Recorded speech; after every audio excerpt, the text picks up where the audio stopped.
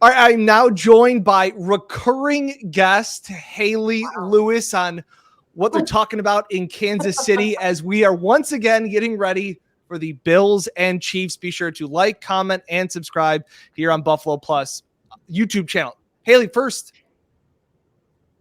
Bills and Chiefs again. Like this is becoming they're not division rivals, but they're conference rivals for sure, right? We're just talking about that this morning. By the way, if you're not phased, I am downtown Kansas City, so this is my well done backdrop.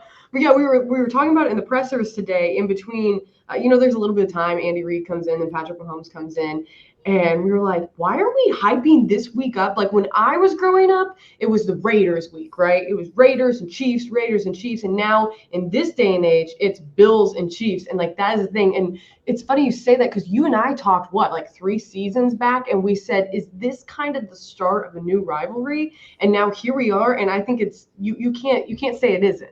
This is something, and especially how things ended in the playoffs last season. I mean, there's a lot of fuel in this game. It's always, like we were saying before, it is always a crazy mess, a beautiful mess when the Chiefs and the Bills meet. So, well, it's funny because we were just talking about it. The fact that it's a 4:25 kickoff Eastern time, so it feels like it should be the Sunday night game. It feels, but CBS is like, we're not letting the rematch go. Like this is all like this is when fans get mad at us in local TV for why isn't this game on, or why aren't you guys doing this? And it's like, these are network executives that are fighting over these games.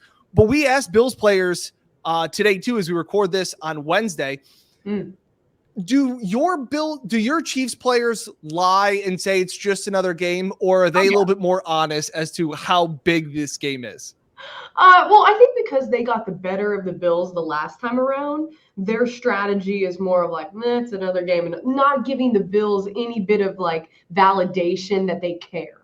Right? They're always like, this is a strong football team. You got Josh Allen. This is a great defense. It's going to be hard. Let's acknowledge that they're great, but let's not acknowledge that they matter as much as we know they matter to us, if that makes sense. So I mean, in the locker room and at the podium, no one really got into because last time we asked all those rivalry questions, you know how it is in media. They kind of shut you down after, like, listen, the agenda you're pushing, we're not buying into. So no one really asked that today, and I understand why.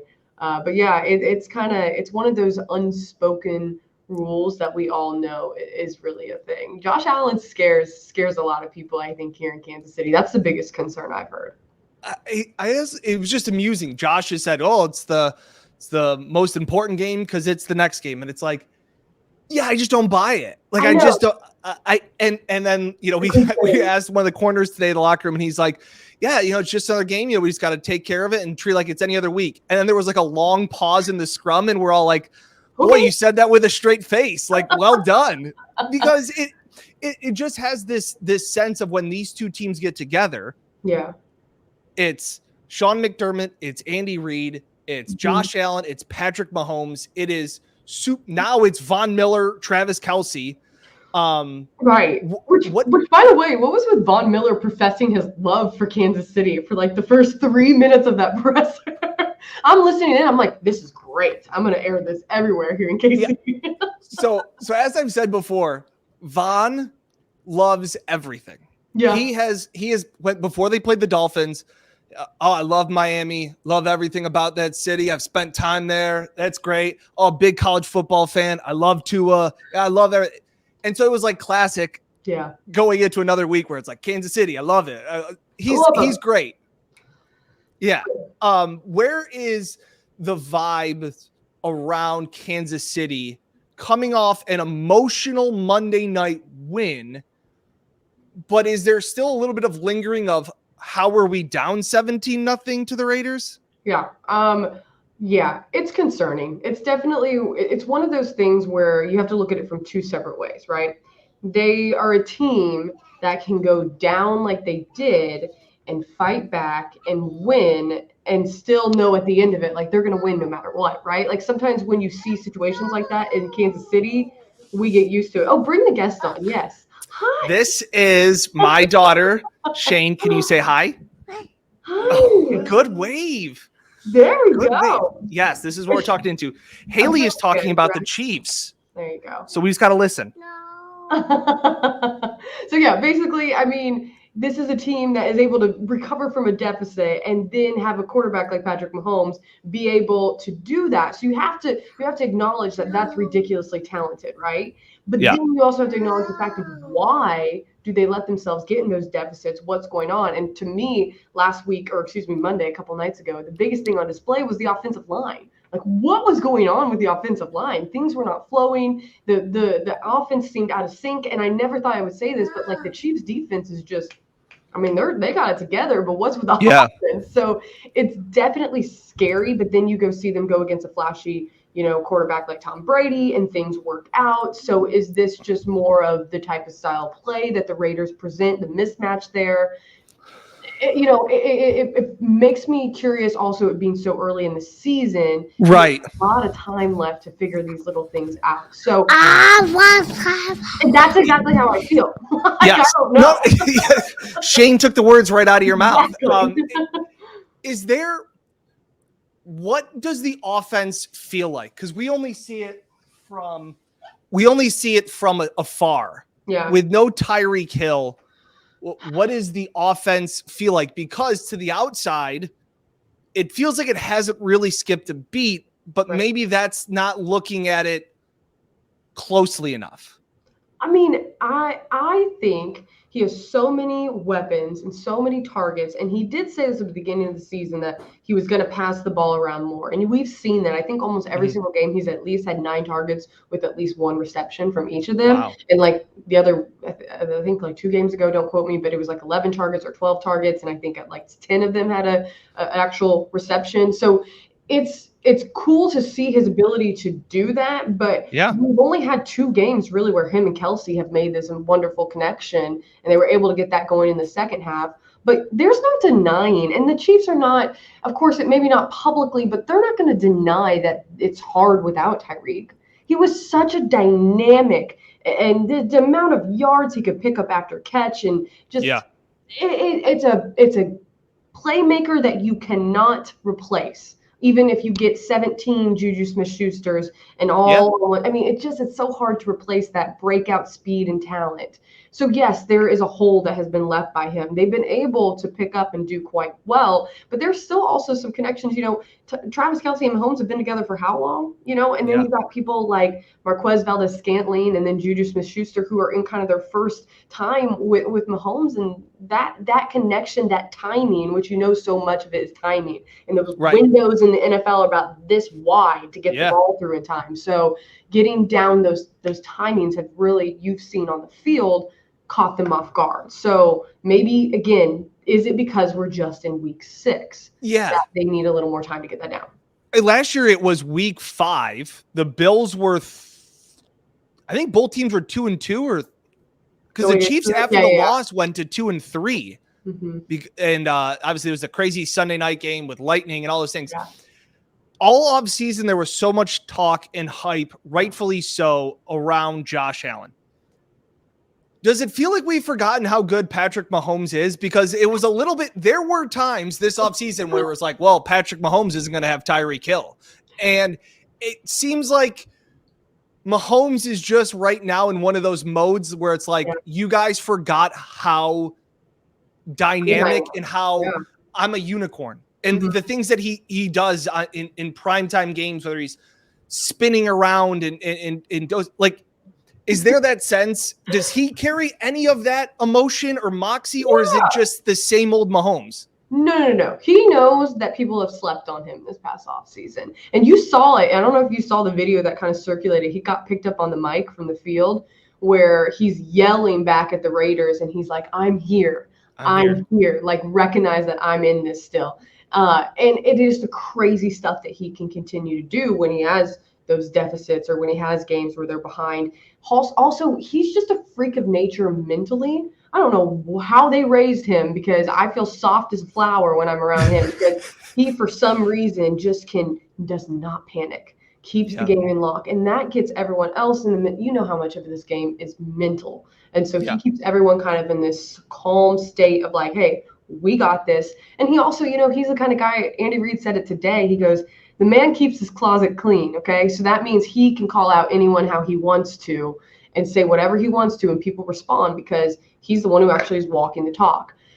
I think people slept on him this past offseason when everyone was freaking out about Tyreek. And then you see him perform the way he has in those little sparks here and there. And I think it's a little bit of time and they'll be hitting that stride. Now, does that make me still feel better about the Bills? No. I don't like this game. It always makes me uncomfortable. I don't like that it came down to 13 seconds last time. And I don't like that they have so much motivation. And I don't like that Josh Allen is so good. So it's a very uneasy game. And hopefully the rain stays away and we don't have to wait 90 minutes to get beat. Yes.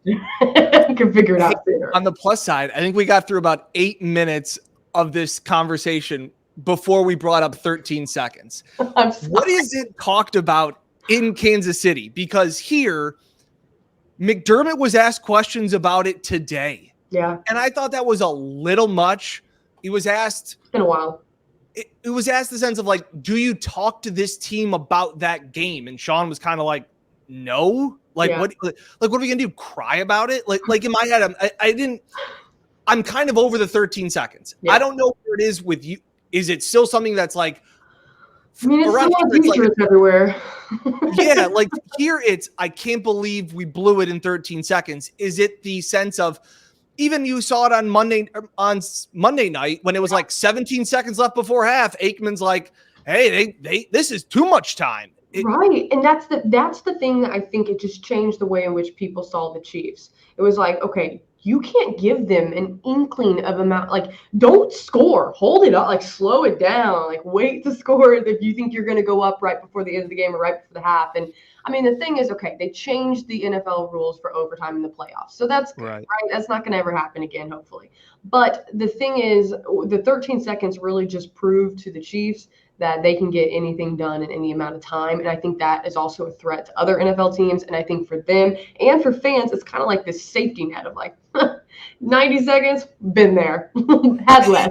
It's like 17-point deficit, 3-score deficits. It's like, but they have a minute. Yeah, like McDermott even said, today, Mike asked him the question, like, does that change the way that you go into a game? And McDermott honestly said, like, yeah, like look, we've seen whether it's Baltimore's gotten run down by Miami, the Bills came back from 17 down on Baltimore, the Chiefs just came back from 17 down. Like, how do you see this game? I know it's early in the season and they'll probably meet again in the playoffs, probably at Kansas City, and we'll have to do this conversation again. But looking at this matchup, the way the two teams are playing currently, how do you see this one playing out? I mean, it has to be a shootout, right? If you're going to go based upon how they're both playing going into this, it has to be a shootout. I see this one going back and forth and kind of like the AFC, or excuse me, what was it? Divisional? Yeah, before that. Yeah, divisional, yeah. How everything went, how it was back and forth, back and forth, back and forth, back and forth. And it was just like one team scores, the other team scores. One team scores, the other team scores. Oh, the Bills go up by 2. That's okay. The Chiefs are going to go up by 2 again. And it just – I see it more like that, where I don't know if it's going to be necessarily the offenses that are going to win this, but really necessarily the defense that can stop the other team's offense, because both can get it done on the ground and in the air. So it's like, what defense is going to be able to hold them?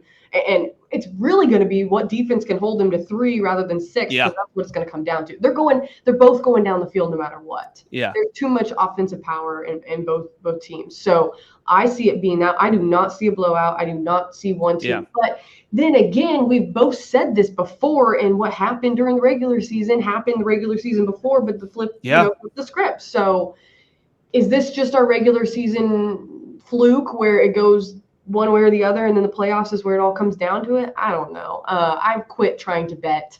Even though betting became legal in Kansas, this is not a game I want to touch. I don't want anything to do with this one. Well, interesting, real quick. The Chiefs, Patrick Mahomes is an underdog at home for the first time in his career. Like, was that talked about at all? The fact that the Bills are coming in as the favorite in this game. Yeah. We asked, I can't remember who asked him that in the presser today, but it was, hey, this is the first time ever in your career that you will be an underdog at home. And he kind of just was like, I mean, yeah, it is what it is. He kind of just said, it is what it is. Like, I mean, it doesn't really against his golf buddy. I'm at Arrowhead, so it doesn't really matter. I still do the same things I do at Arrowhead, and it's not like it's some drastic, underdog position. It's just, I think for him, it's honestly maybe just a little bit of a slight on the ego. And so for him, it's just honestly a little more fuel to the fire. The man has been slept on this past offseason. And then people claim, oh, the NFL just loves Mahomes. The NFL just loves Mahomes. And they do. But that's mainly because a lot of the guys who are calling these things in the NFL have played in the NFL, and they know how rare it is that he does. And it's also, they love the new shiny toy. Yeah. So it's Justin Herbert, it's Josh Allen, we've seen Mahomes dominate for 3 years, and it's like, all right, we've seen this. Like, what's different? And it's like, nah, Mahomes is still really, really good. So I'm with you. I think this game goes back and forth. Yeah. It'll be a fun one. I appreciate your time here once again. I'm like hot thinking about it. I'm already. What's the weather supposed to be like?